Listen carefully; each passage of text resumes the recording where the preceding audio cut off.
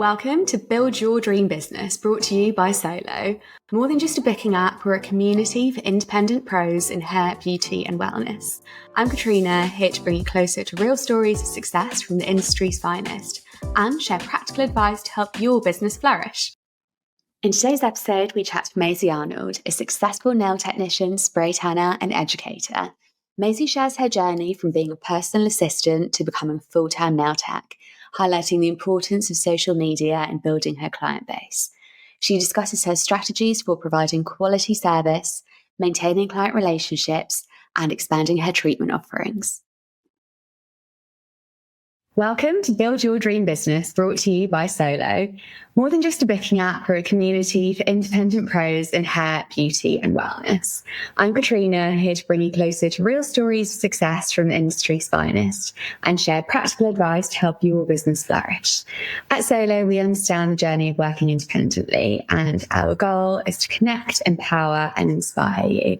We're here to make sure that even though you work solo, you're never truly alone. Today we're excited to chat to Maisie Arnold, owner of By Maisie Jane, a cozy garden cabin salon. She specialises in builder gel and minimalistic manicures and has an incredible presence on social media. She's also recently added an educator's qualification to her skill set.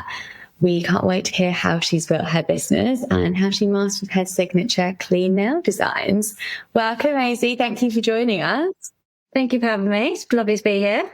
So nice to have you. Why don't you kick off by telling us how you started out, how you entered the world of nails? So I used to be a personal assistant back in lockdown, and I wanted to have a bit of a change. I wasn't really sure what I wanted to do. And it was my husband that actually suggested that I'd be good at nails because I was always so fussy with my own nails when I used to get them done. He was like, I think you'd be really good at that because you're such a perfectionist, like, with when you go get your own done. So he was like, I really think you'd bring that to your own business if you did nails.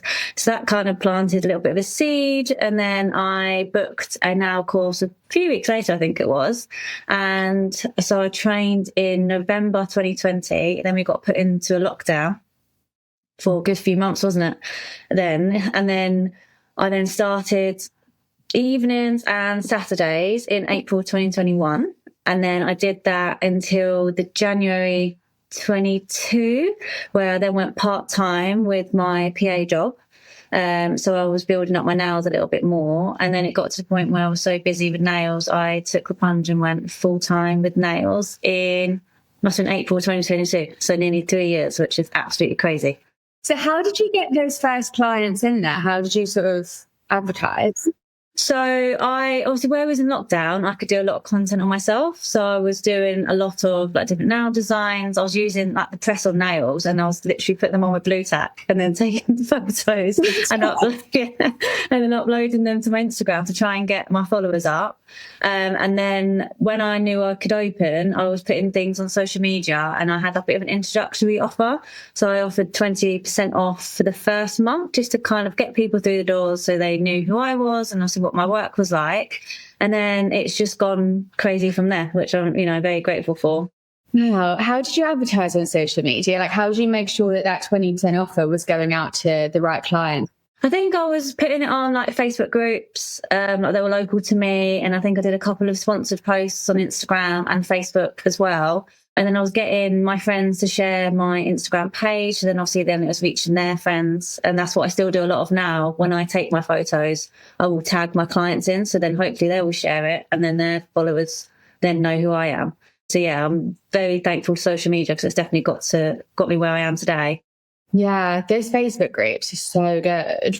I'm also on a new build estate, which has 700 houses. So a lot of my clients can walk to me, which obviously is really convenient in this day and age. There's no paying for parking.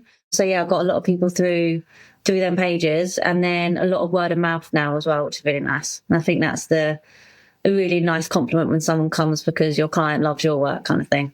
Do you sort of encourage your clients to refer their friends to you in any way? I try to, yeah. Obviously, like I said, I get them to tag me. I'll get them to reshare some of my stories when I tag them in my posts or my stories. And I've found that's been a really good way of getting new people through the door. It's when literally just people sharing something as little as that, it can gain you so many more clients, which is really good. Obviously, you need to, also provide a really great service for people to want to refer you.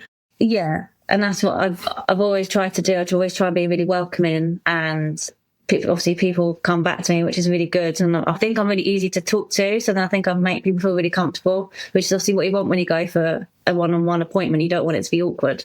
Exactly. Is there anything else that you do in your service? Is there anything you kind of, did after, so somebody new comes to see you?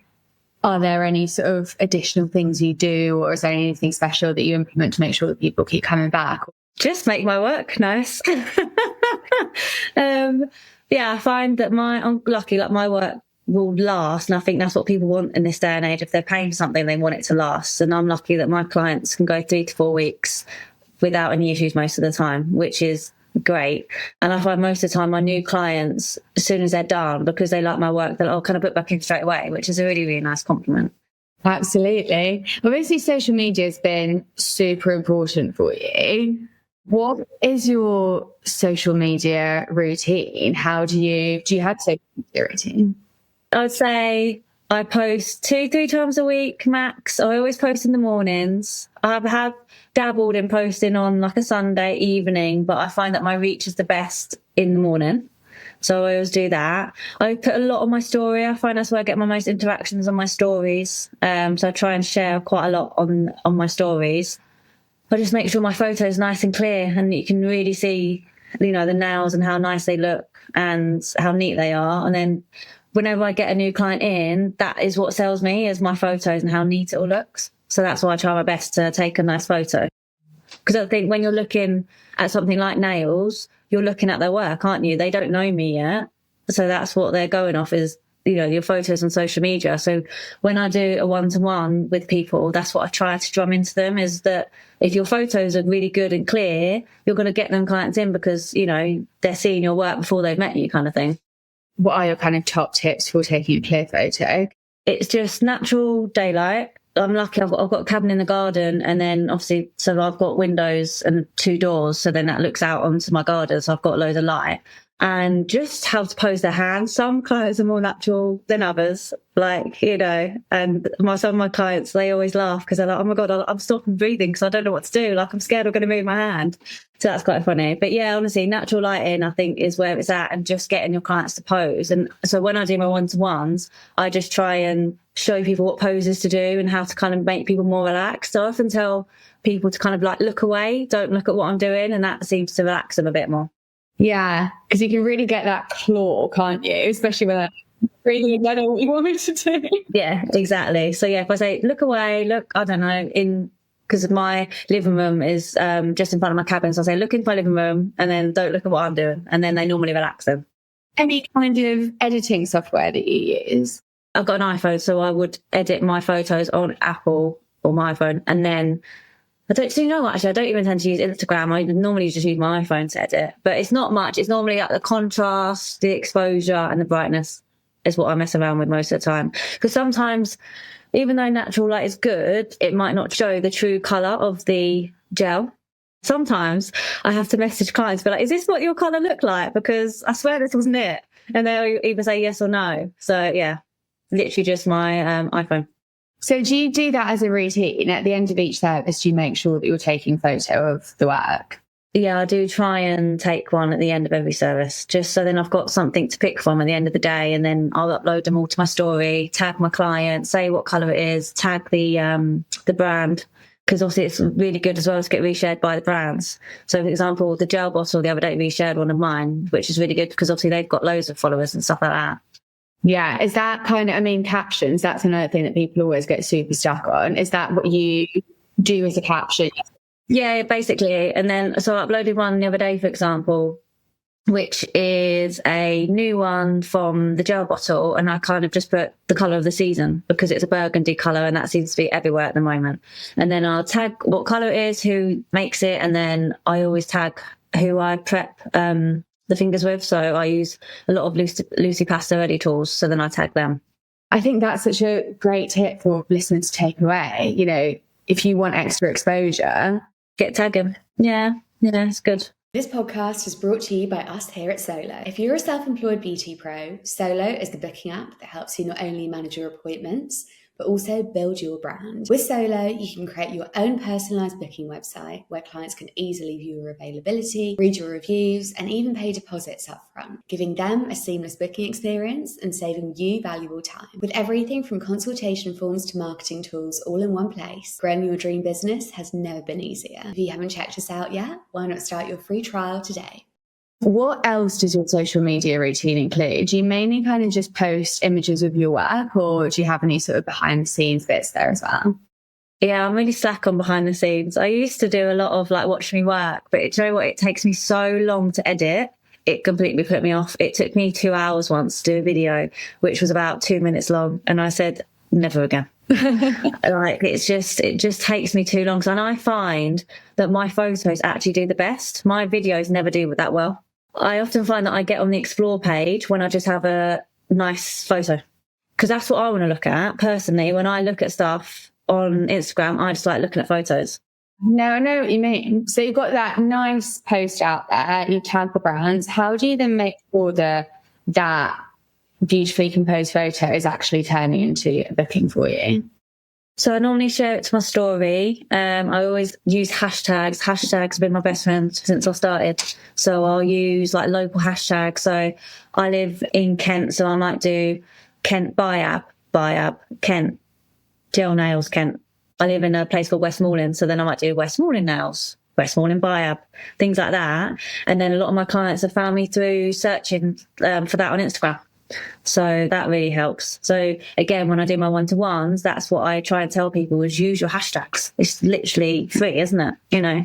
Yeah. And you can almost create a tick list out of all these things that you do. You know, you're starting from how you're taking a photo to, you know, labeling, to how you edit, to how you label up brands, how you tag people, to how you add the hashtags. Mm-hmm. What that routine in, and it just means that you don't have to think about it every time because it's non-negotiable. Yeah. Oh, yeah. Especially after nearly 4 years, I'm definitely used to that now. Are you still using those Facebook groups to advertise? No, I'm lucky now. My books are basically full, so I don't have to worry as much, which is really nice. So now I've just kind of have my regulars every 3 to 4 weeks, and then I might have the odd new one here and there. So that's nice. And I've recently just started doing spray cans. So I've added that to my list of things that I can offer clients, which has been really good because it's opened, you know, a different audience, really. Yeah, it's such a great treatment to add. It's so therapeutic. I love it. I just love the confidence it gives people afterwards when they just look at themselves like, oh, I'm so nice and tanned. And obviously that hasn't even developed yet. And I've got, you know, a few hours to develop. And then, yes, it's such a good treatment. And it can really become one of those bread and butter treatments, I think. You know, the outgoings aren't particularly high. It's super quick to do. Exactly. Yeah. Nice. Are you using tin? Yeah, tin. And then I recently just bought Sienna X, the express one, and that's been really nice as well. A lot of people have liked that because that can be as little as an hour to develop. So it's great. If you want to, you know, come to me at, say, 5, you can wash it off at 6 and then go out. So it's amazing. Should you do anything else? Is it just nails and tanning? Pedicures as well. So I use Elium as well for that. So I've been doing that for, I think about a year and a half now. I've been doing the pedicure side of things. That's really busy. I had 4 in last week, which is really like busy for pedicures in 1 week. And I thought it'd slow down, but it's not. People are still wanting to look after their feet, which is good. Because I think if you start now, by summer, they're going to be lovely. Yeah. It's such a nice treatment. It's so, because I do an express and luxurious one. And the luxurious one's lovely because you get rid of all your dead skin and you have a nice exfoliant, a mud mask, you get foot soak, a foot massage. Yeah, it's lovely. Education is obviously something that's quite important to you. How do you sort of, you know, keep staying on top of trends and the latest treatments? How often do you make sure you're educating? Obviously, Instagram's a good help with seeing what other people are doing and obviously the trends. So obviously lately it seems to be the burgundies seems to be on trend. So I've been doing a lot of that. I also try and do a one-to-one with a nail tech once a year, just to kind of, refresh my skills and my knowledge and just see, you know, I like to see how others learn. So I might be able to pick up something up from them. So my last one that I did was with the Daily Nail. Oh, yeah.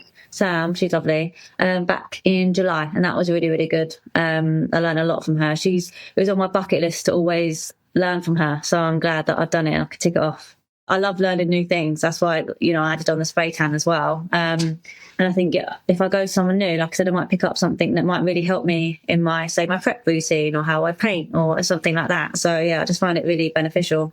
It's so interesting. I think that's what makes the nail tech community so lovely. I've heard this from so many nail techs, wanting to train, but, seeing somebody that they really admire in the industry and then just doing some one-to-one training with them. Yeah, because obviously you don't have to be an educator to do a one-to-one. As long as this person's accredited, you can learn from them, which is obviously really helpful. Yeah, and you can look at somebody who you admire. There might be something really specific, like you think they've got amazing prep or, great nail or whatever it is. And yeah, more often than not, these people do offer one-to-one training. And that's what you're doing as well. Yeah, so I've done, don't know now, 4 or 5 maybe. And I love it. I love teaching. And then I got my educator's diploma with a nail tech org. And I got that back in April, I think, which is really good. I haven't done much with it yet because there's a lot of prep work and it was a really busy summer and I went away twice and things like that. So it's like I need to focus on more in the winter when it might be a bit more quiet in my life, hopefully. And so then I can focus a bit more on that.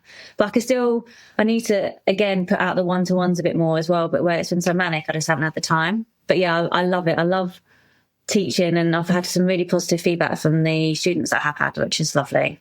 Nice. What was the process for that like? So, getting that diploma? You'd have a monthly meeting with Amy, who owns the Nail Set Org, and then you'd have different sections of the course to complete. So it was good because they didn't throw it at you all at once. They do part 1 and then you have like a meeting with Amy about it because you all got put in different groups. And then you go off and you do that bit. And then next month you learn about something else. So it was nice. It wasn't all just crammed in and you could just kind of take your time, but you did have a deadline, if that makes sense. Yeah. And then at the end, you had to do a mini teach. So I had to pretend that I was teaching someone and then they marked you on that, just I suppose, so they know that you can actually teach and you've learned everything and you've implemented everything that they've taught you. How long did the whole process take for you? I think it's only 12 weeks. Amazing. Yeah, not long at all, which is good. Yeah, I mean, nice that you can kind of, work it around your own schedule in a way, because, as a self-employed nail tech and nail tanner. Yeah, exactly. And I was lucky, my group, it was on a Monday, and I'm always off on Mondays. So, yeah, that was really good. On the subject of time management, as Ms. Kelly said, you are adding new strings to your bow here, there and everywhere. You're not even accepting many new clients anymore because you're so busy. How do you manage your time? So obviously you've got your Mondays off. What else do you have implemented to make sure that everything gets done?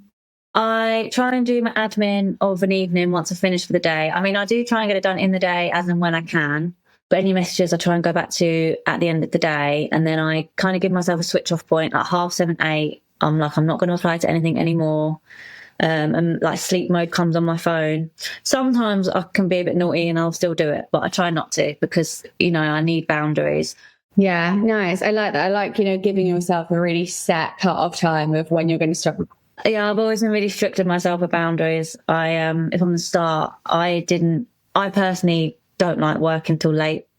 So now I don't do any evenings anymore because it was eating into too much of my own personal life. And I didn't want to not enjoy my job anymore because of that.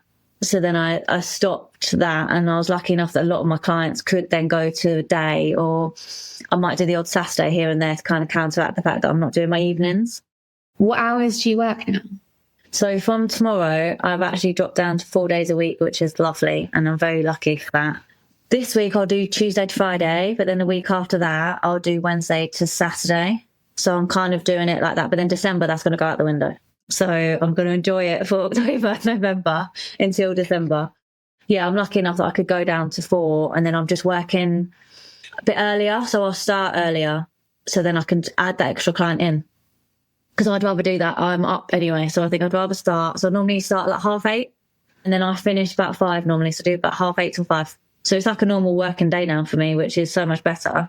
Whereas before I might have been working till 7, so at 7:30, and I literally would go in, eat my dinner, have a shower, and then watched one episode of something and I was in bed, and I just didn't like that. I felt like I wasn't unwinding enough. Yeah. When you make changes like that in your diary or in pricing or anything like that, how do you announce them to your clients? I have a close friends story. So I add everyone that's on my books to that. And then I normally just put a little message up on there. And then I've also got a WhatsApp broadcast list with all my clients on there as well. Does that work well for you? Yeah, because not everyone is on Instagram, or not everyone always looks on Instagram. Because that's how I put my diary out monthly as well. I'll put it on Instagram and broadcast. And a lot of people were saying, oh, I'm missing it on Instagram because I just don't go on Instagram. So I was like, oh, God, I need to think of another way to, get around that. So, yeah, I found out about the WhatsApp broadcast, and it's like just a group that you create, and then just one message goes to them all. So that's really good. Are there any other tools that you use apart from obviously Solo? Anything for business? Just Solo. Solo's been great for me because it's everything in one place, which is what I wanted. The little website where it's obviously got my reviews and my treatments and photos. So that's all I really need, which has been really good. And then obviously clients go on there to book their treatments as well, which is really handy. Well, I know that we briefly touched on boundaries. How do you prioritise what needs to be done when? So normally on a Monday, that's when I will finish any admin that I didn't get done over the weekend. I will clean my cabin and get that all nice and clean, ready for when I start on Tuesday. Other than that, it's just with me, now not working evenings, I find that's been helping me a lot with my boundaries, because then I can just get a lot more done then, which is really nice. Has it kind of worked out how you thought it was going to work out? Were there any surprises in, becoming a self-employed nail tech? I never thought I'd be as busy as what I am so quickly. And that's what I'm really grateful for, is being so busy. Because, I honestly just started this as a hobby. It was just to get a bit of extra money. And I never thought I'd then be doing it full time. And it wasn't as scary going self-employed as I thought it was. That's what put me off for a long time as well, because I was employed for nearly 10 years. So I didn't have a clue what to do self-employed. What was the process like? It's just, I suppose, your taxes and your national insurance. So I didn't have a clue on how to do my tax return, because I've obviously never done one, because my previous employer would have done that for me. So I got an accountant basically straight away, and then I've had one since. So they now help me with my taxes. Obviously they do my tax return. My current one tells me how much tax to put away every month. So then I just put it away in my savings. So then I know I can't touch that, because it's obviously for tax and tax only. And they also send me a loss and profit every month, so that I can see how well the business is doing, which is really helpful. So that's been quite a crucial thing for you, I guess. Yeah, absolutely. Yeah, to see. And luckily, year on year, I've done better and better. So that's really good. What are some of your goals going forward? I would say the main ones to obviously get more into education and offer my own courses. Like I said, it's quite a big mammoth task, which I need to look into the new year. But that's really my main goal. That's what I'd like to do in the future. So I'd like to eventually reduce my days down doing nails, and then do more education. That's where I can see myself long term. Sounds like you'd be brilliant at it. Very exciting. Hopefully. We normally like to finish our podcast with a quick fire round of questions. What is a beauty product that you can't live without? My CeraVe SPF moisturiser that I use every day. Oh, nice. Which one is that? It's got SPF 50. You can't find many that have SPF 50 in, and that one's a really good one that's quite reasonable. I think it's about £16, and it's a really nice moisturiser. What is a beauty trend that you're loving right now? Got to be burgundy nails. I love it. Mine are they're dark, but I just love dark nails. I love autumn nails, and I'm just really here for the autumn nails at the moment. What's a beauty trend that you're not loving so much? Oh, I'm not a massive fan of the 3D, with the clear gel. And oh, yeah.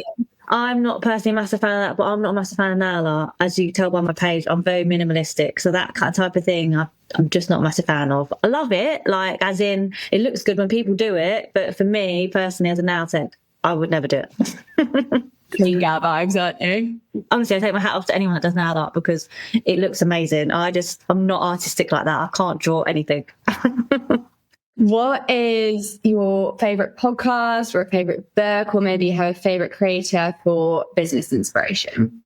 So I would say probably Daily Nail, just because ever since I've started, I've followed her, and her work is always immaculate. And that's why I wanted to do my training with her this year, because I just wanted to learn from, I think, one of the best people in the industry.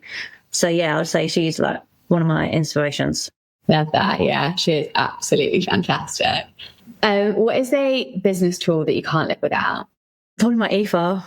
I couldn't live without that. I don't know what I'd do if it died, because that really helps me day to day and helps my wrists and stuff like that. And it makes me speed up, which is obviously good. Yeah, I definitely couldn't live without that.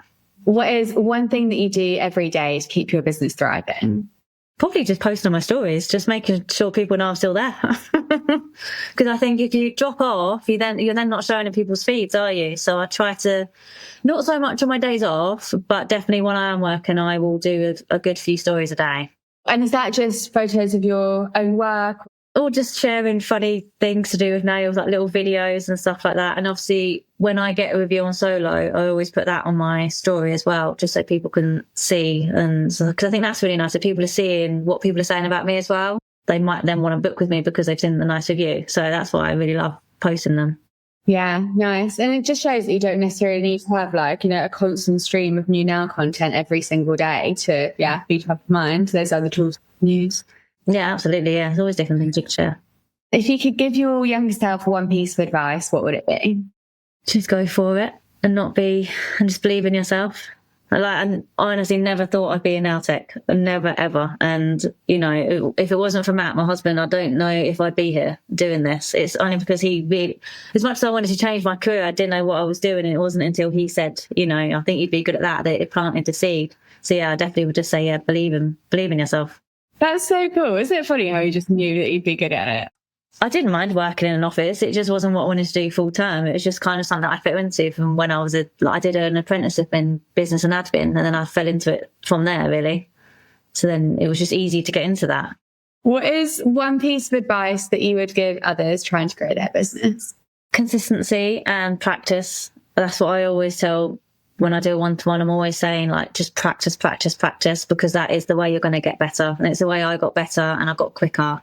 It's just the more people you do, you're just going to feel more confident and more comfortable. And, sometimes when new people come in, they're like, oh my God, I can't believe how much you're still talking while doing my nails. And it's like, well, I've just got used to it now. And it's just little things like that. You just learn to talk and work at the same time without it being a distraction. So definitely just practice as much as you can.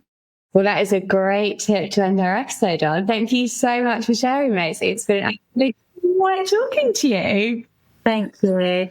Take care. Bye. Bye.